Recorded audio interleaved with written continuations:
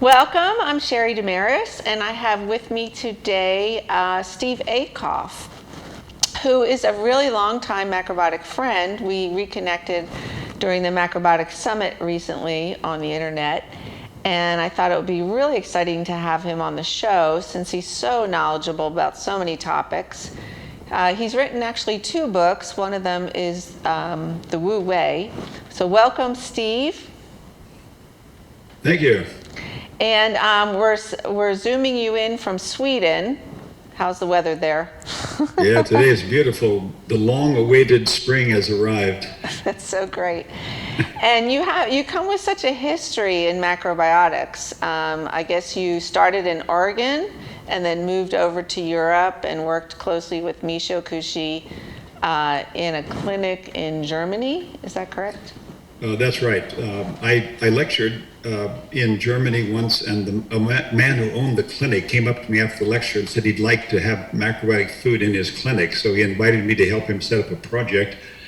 And so we did that in the city of Kassel, which is right in the middle of Germany. And Michio was very kind in helping me to get ready for that big project, because the clinic had mostly cancer patients, and Michio was well known as the man to talk to if you got cancer. So he took me into his home for a month and gave me intensive tutoring on how to deal with it. And without him, I wouldn't have been able to handle it.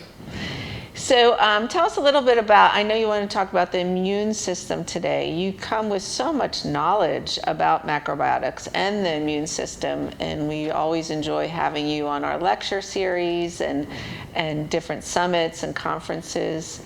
How did you get started in your research in the immune system? Well, it came about because of my interest in macrobiotics and people coming to me asking me for advice. Back in the 80s, when I got really heavily involved in this, we had some very famous cases of Dr. Sadalero recovered from cancer, Dirk Benedict recovered from cancer with macrobiotics. So we were really being overrun with cancer patients looking for a cure. I was even interviewed once on Norwegian TV because a man in Norway had recovered who was well-known. And they asked people to stop calling the studio because it had shut down the whole telephone network.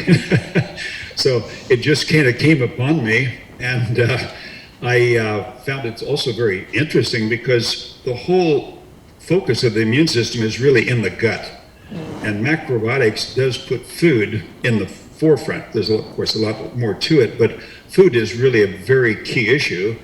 And when you get into all the nuts and bolts of the immune system, you realize that what you eat is the main factor in how your immune system does. About 80% of your whole immune activity goes on in the gut.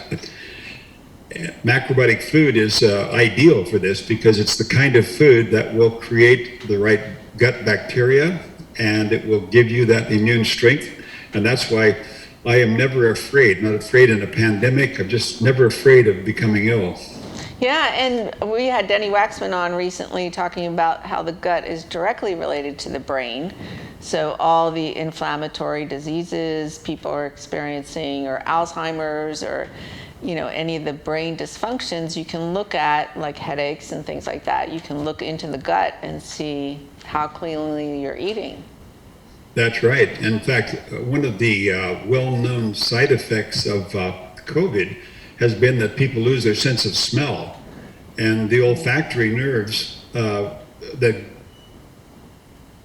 our sense of smell are directly connected to the brain. There's no other sensory connections that are that direct. And when they lose their sense of smell, this tells me that the brain is inflamed, which is one of the prerequisites for Alzheimer's. So I would say everybody really needs to prioritize their health, because not only does the future look a bit grim with all this sickness going around, but also in the long term, it can really cost people their mental clarity. And I know that you really talk about vitamin D, the importance of vitamin D, because you're in Sweden, but also because so many people are now coming up deficient in vitamin D. That's right. Yeah, vitamin D deficiency is rampant. Almost everyone's got it. And when you look at the studies going on in the pandemic, vitamin D is very much related to the outcome of the pandemic. And it's really hard to understand why this information doesn't come out. I mean, we know why. It's basically a money issue, but even understanding that, to say how it can continually be suppressed, that vitamin D would take all of the drama out of this. You know, your chances of having serious illness or even dying are so much greater. And vitamin D, you know, if you live in southern Florida, it's not so much an issue, but not everyone lives in the tropics. So, you know, those who don't have to think about getting vitamin D some other way, and that's supplements, you know, either taking something like cod liver oil or just vitamin D supplements. And we had Melanie Waxman on talking about shiitake mushrooms. Dried shiitake mushrooms have a tremendous amount of vitamin D. And it was interesting during the Spanish flu that they put the patients outside in tents to get lots of sun exposure, feeling like that would help. Yeah, it's just common sense, really. And it's just really a tragedy that so many people suffer because there's just no interest at the higher levels of government and the people administering the medical side of this to actually get involved in this, you know, because, you know, it's a very cheap solution. It's available to everyone. And, you know, speaking of the mushrooms, they not only have vitamin D, but also beta-glucan, which is also a great immune booster. You know, they're well known, the oriental mushrooms like reishi and maitake, shiitake, but chaga and others also have that. So it's not just Eastern mushrooms. So there's just so much that could be done, but unfortunately, it's just not getting out there. Yeah, and what are some of the other components? I know you really have a great understanding about macrobiotics in the diet, and what are some of the other foods that really help the immune system? Well, I would say probably number one is fermented foods like sauerkraut. And that's because your gut bacteria decide your immune system, and your gut bacteria are constantly in need of support because, you know, they're transitory. You know, they're coming in, they're going out with the bowel movement. And so you have to constantly be adding new bacteria to that. And when you have the pickled vegetables, this is natural fermentation pickles, not vinegar pickles, then you get that. And then also because sauerkraut is special in that it's very tough fiber, and those fibers become what are called prebiotics, which means it's the fiber that the bacteria can live on because it gets all the way through to the last part of the gut. So that is, you know, the most important thing. And I find that most people don't eat those. Part of it is lack of understanding of food preparation. People say, oh, it's too sour. I say, well, do you put vinegar on your salad? Put sauerkraut in your salad instead. That's not as sour as vinegar. And there's another interesting aspect of this that people would be interested in, and that is that the acetic acid that is created through the fermentation of sauerkraut or any other cucumbers, whatever kind of pickles you're making, actually breaks down glyphosate. Now, the thing about glyphosate is it's very difficult to break down, you know, and people are actually going under because of this overload of glyphosate. I read it's like 2.5 tons per square mile has now been put on U.S. farming land. If you can imagine that. Well, it's in the rainwater coming down. We're all being inundated with it, and once it gets in your body, it just doesn't break down. The only thing that breaks it down is acetic acid. So when you eat sauerkraut, or even an unpasteurized, unfiltered vinegar, like a good apple cider vinegar, that will do it too. There's acetic acid, but this is the only way to break down glyphosate. So you can imagine the possibilities if people could just get informed. Yeah, and sadly, when I hear how much is sprayed on our farmlands, it's so important to buy as much organic foods as possible. But sometimes you don't even know, you know, when you buy things at a farm stand, how much they've been sprayed. That's right. I mean, really, we just have to have organic. If you can't afford all organic, you know, buy the things that are most likely to carry glyphosate. You know, if you can find that on the internet, Not everyone can afford everything organic, but I mean, for me, it's just top priority. Health is top priority, and I would, do without whatever else. Don't need to take a holiday somewhere, or I don't need a new car, or whatever. I buy organic food because, especially now in this pandemic, there's just nothing more precious than being free of the fear that you're going to get ill. So you have and I know you talk a lot about whole grains being the probiotic, or the actual fiber that the sauerkraut feeds off of in the digestive tract.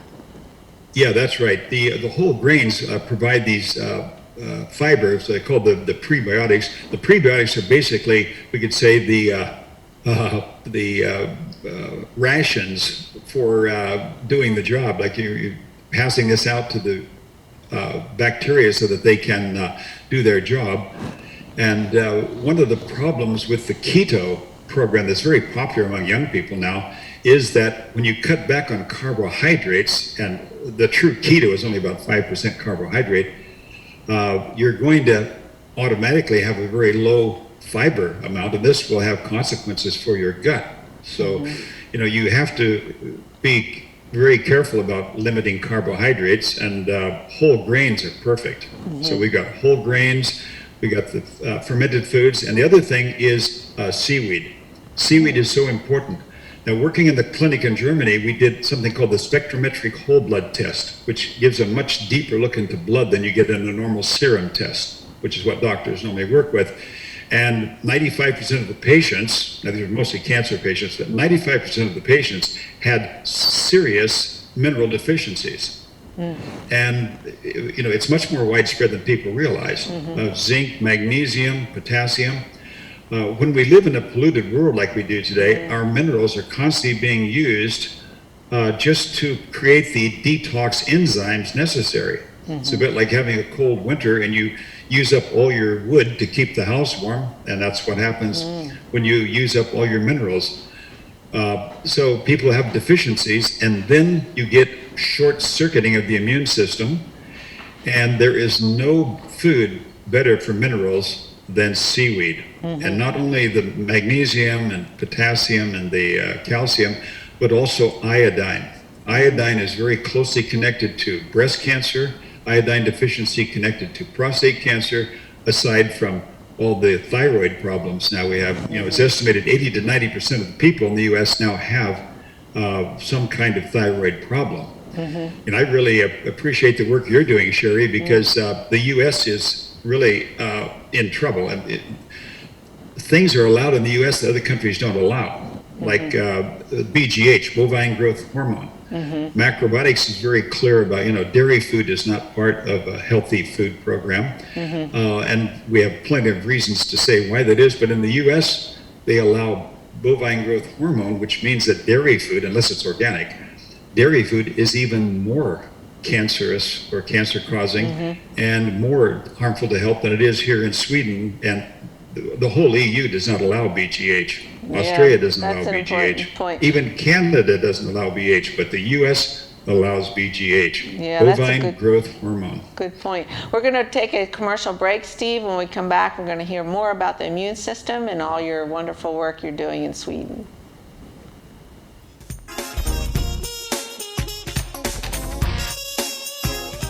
That's where you put it last time.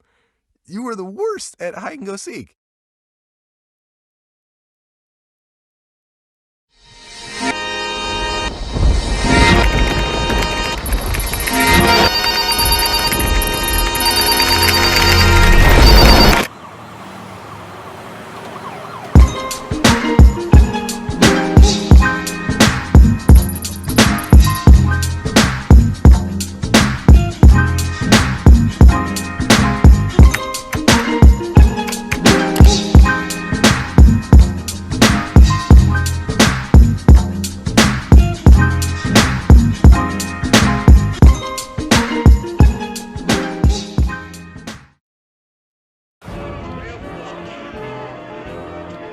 Boardwalks built for fun. Legendary rock and roll clubs. This is how we do it. Hip hip hop. casinos by the ocean. Now that's New Jersey. 130 miles of beautiful beaches, solid rock, and everything in between. Look in the window. Now that's New Jersey. Plan your New Jersey trip at visitnj.org. Waves of fun. Nights of excitement. And a trail of memories. Now that's New Jersey.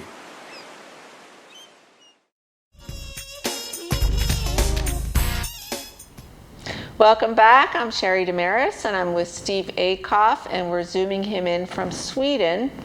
Steve and I have been talking about the immune system at length in regards to the macrobiotic diet. And Steve, tell us a little bit about your work in Eastern Germany in the clinic that you had mentioned previously. Yeah, during my European experience, it goes all the way back to the time of the Cold War. Half of Europe was under communism, and there was a lot of interest in macrobiotics behind the Iron Curtain. And so I had connections to East Germany. I speak German, so I've gone back and forth between East and West Germany. And so I began doing lectures with a group in East Germany, and this wasn't allowed. The communist authorities did not like any kind of Western contacts. They were trying to break off all Western contacts and have everything oriented towards Russia or the Soviet Union. So it was quite interesting. I was in Czechoslovakia as well. And so it was, I remember one of the most interesting experiences I had in Czechoslovakia was when I did a lecture in Prague, and there were about 90 people who came to the lecture. And it wasn't announced, and we weren't allowed to announce it. It was just in a restaurant. They had an extra hall at the restaurant where they could have this. And when I came to the question and answers, I had people saying, well, I'm a medical doctor and I've got a question for you. And I'm a medical doctor and I've got a question for you. So I said, how many medical doctors are here this evening? It was 10% of the people. 10%. Imagine if that in the West. And so after I had finished, I spoke with one of them. I said, this is very unusual. In the West, you'd never get this kind of a turnout. I mean, it'd be a sensation if one doctor comes. And he said, well, it's like this. We have to order all the medications from the West because the West is where the good medications are. But the Eastern European currencies were worth almost nothing. The Western currencies were strong. So he said, we get in trouble with the communist authorities if we order too many medications. So we're always trying to cut back and not give any more medications than we absolutely have to. So we're interested in trying to help people any way we can. And, if food will help, we'll listen. I thought, wow, isn't this amazing? We should just start cutting back the amount of medications that doctors are allowed to prescribe. We would see interest in it. And one thing I noticed in my contact with them in counseling was something that George Osawa said, the founder of macrobiotics. He said, the greater the challenge, the greater the joy. And these people had a great challenge because the macrobiotic food items that we take for granted just weren't available. They had to struggle to get everything. And yet they were so determined and nothing held them back. In the West to be like, oh, this is just so much work. My friends don't do this. It's so inconvenient for me. And these people, I remember in Prague, the macrobiotic group there, one of them had received a little tinned cake from England, very nicely painted with an old scene, and you open the can, and the inside is a sugar cake. And he traded that to a Russian soldier who was in charge of the Russian food supply there. The Russian soldiers were occupying, and he got a whole bag of buckwheat for this cake. And so he supplied the whole Prague macrobiotic scene with buckwheat. So it was really fun to see those things. And of course, East and West Germany was fun because I speak the language there. I don't speak Czech. And so I had my run-ins with the secret police, the Stasi, and so it was all in all just quite a thrill. And every time I go to East Germany now, which is now one country, of course, but I still think about all these people that I knew at that time and how I was able to at least make a small contribution to that. One of the most wanted man in Europe with all the macrobiotic secrets Yeah. up his sleeve. What other thing? I know we talked about B12 before, and our viewers are always interested in hearing more about B12 because that was the one supplement in the diet that's sort of missing if you're not eating animal food. So what are your recommendations for B12? Yeah, that's a good question here at B12. It's so important because if you get too little B12, it will have negative impacts on the nervous system, and if it gets radical, it can even be permanent brain damage. So you definitely want to know what your B12 levels are and to do something about it. Interestingly, the people who eat meat today get B12 deficiencies because of the denatured, I should say, the denatured situation with food production, and especially meat production, is set that there aren't any bacteria around to create the B12. So there are people who eat meat every day and still have a B12 deficiency. I would say most people at the age of retirement have a B12 deficiency. And so this is definitely not just a problem for people who abstain from animal food. What is important is to find out what your B12 level is. Many people just have no idea because you don't notice anything until it becomes very advanced and serious. You could look at the tongue. I do facial and body diagnosis. If you see red spots forming on the tongue, we call it the strawberry tongue. Looks like the little seeds on a strawberry. This is one sign you could be developing B12 deficiency, but a good old blood test will tell you. You can look at the MCV on a blood test, middle cell volume. That will give you a hint too, because when B12 goes down, red blood cells tend to enlarge as a compensation. So if you have high MCV, this will be a sign.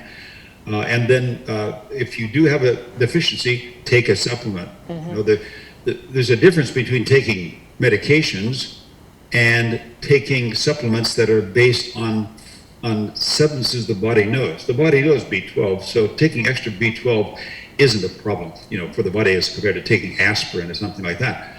So you take that, but B12 itself is a complicated issue. I mentioned some of that in my book about the different kinds of B12. The cyanocobalamin is the most common one, and it's not very good. You don't absorb much of it.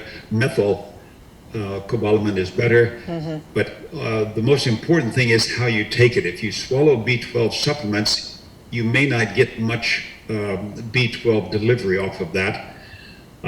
There is mouth sprays, but interestingly, the nasal membranes are the best way to absorb that, and the U.S. is the ideal place for supplements. I've been all over the world, but nowhere do you get the wide variety of supplements that you do in the U.S., and you can get a very good cream that you just put in your nose, basically, the membranes up your nose, your nostrils, and that will give you the highest delivery of B12 of all of them. If you don't have that, do the mouth spray. But in any case, do check out the B12 issue because it's big.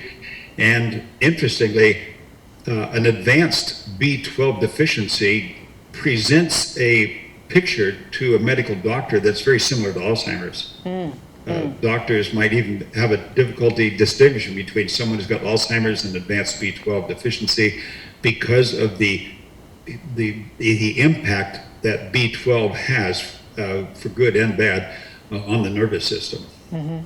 And you also mentioned vitamin C as an important vitamin right now, like during the pandemic and in terms of our immunity. Yeah, that's right. Vitamin C is so important. It's interesting that Linus Pauling got 2 Nobel Prizes for his work with vitamin C. I think he's the only person who ever got 2 Nobel Prizes. And one thing is very, I think, revealing is that our white blood cells, which are our defenders, they go out and do battle with the microbes, that when we're in a good health balance, the concentration of vitamin C in the white blood cells will be 50 to 80 times that of the surrounding serum. And if we're in a vitamin C deficiency state, it would just be a bit, maybe 10 times more. But we really need to have a good vitamin C level, and we have that eating sauerkraut. So here again, back to that, the fermentation itself creates vitamin C. Most people think of oranges when they think of vitamin C. We recommend not too many oranges from a macrobiotic point of view because it cools the body very strongly and also affects the kidneys. But people think they won't get enough vitamin C because the advertising agency for the orange industry did a great job. But strawberries have got more vitamin C. You can take an acerola cherry or camu, that's a dried berry. You don't have to take just ascorbic acid. So it just fits in there. And vitamin C is really one of the important issues here to keep yourself healthy during the pandemic. Yeah, vitamin C is also really prevalent in greens, like fresh greens, when you steam them or blanch them. So that's right. That's even really... like we think kale. Kale is known as being the super mineral deliverer, but there's a lot of vitamin C in kale too. So you don't have to take a lot of fruit to get vitamin C.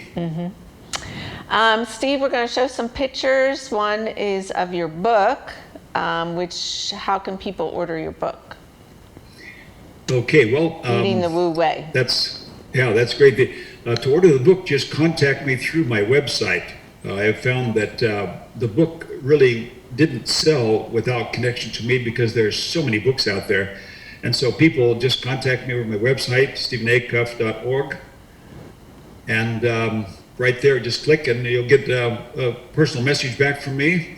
And there you go. It's got 150,000 words, the computer told me, without the recipes. And it's got about, I would say, more than a third of the book is recipes, which is very important.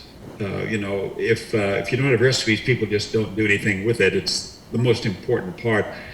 And people do like the recipes. They're written by my co-author, Angie Patako in Australia.